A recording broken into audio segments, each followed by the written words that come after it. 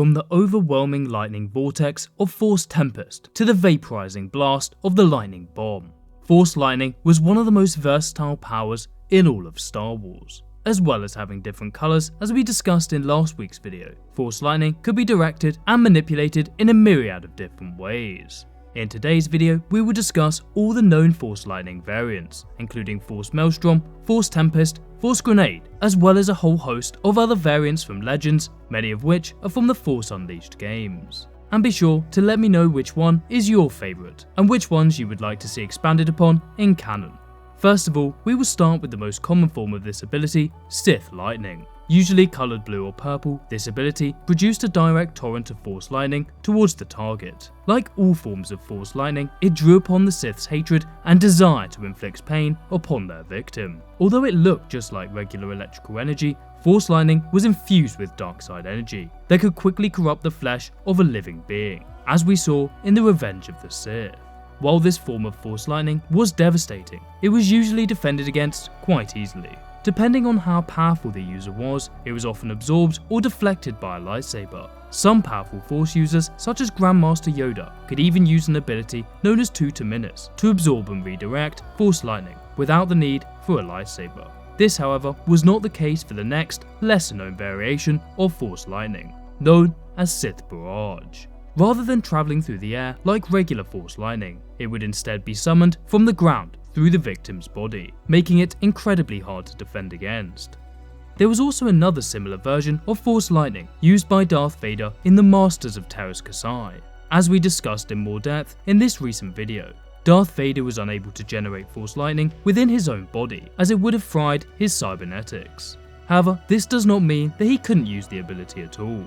Vader was able to generate a burst of lightning energy above an opponent, catching them completely off guard.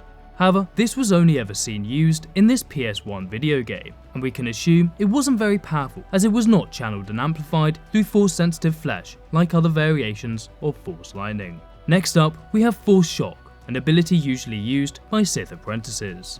Force Shock was an ability that allowed the user to summon an energy spark that tracked and then damaged the nearest enemy. The shock could be thrown at an opponent to stun and damage them, and could even follow them around for a few seconds.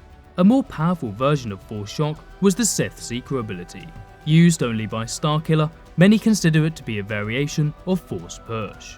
First using Force Push, the user would strike the target, propelling them through the air. After that, the user would summon a massive ball of Force lightning. The Force user would then allow the lightning ball to expand until it was no longer under their control. The lightning ball would be attracted towards the target, which upon impact would explode with a huge burst of electrical and kinetic energy, damaging all nearby opponents. Not all variations of Force lightning were used for attack. The lightning shield was one of the most difficult Force lightning abilities to master, requiring a huge amount of concentration and skill in the dark side. Its effects could reach beyond the immediate space around the user, shocking enemies from a distance, while also having the potential to reduce the amount of damage sustained by the user, and in some cases redirect an opponent's Force lightning back at them. However, most awesome of all was its ability to imbue the user's lightsaber with Force lightning. This supercharged the wielder's lightsaber, allowing for a much more powerful and energized blade.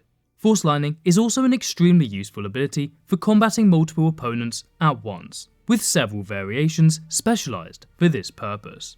Force Storm was one such power.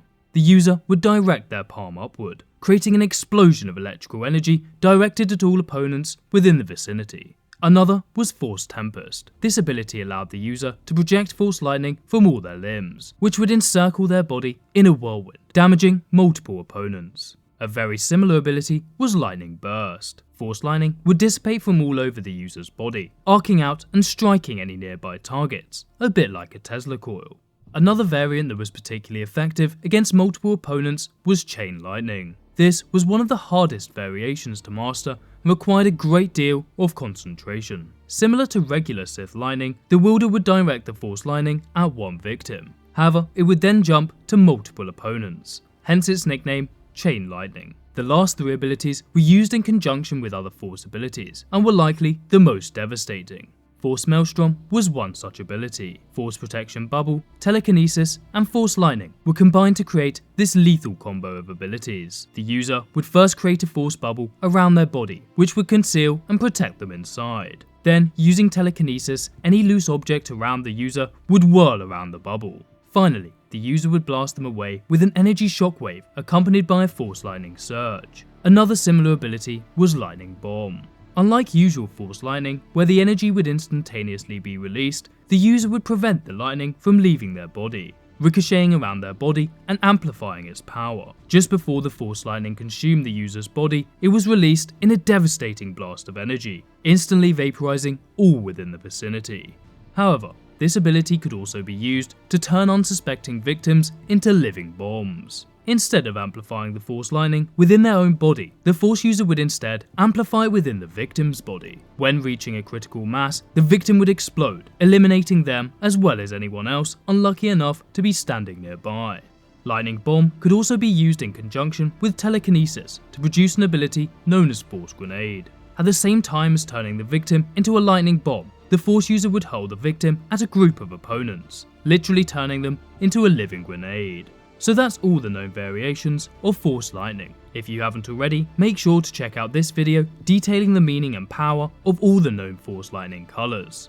Thanks for watching guys, and as always, may the Force be with you.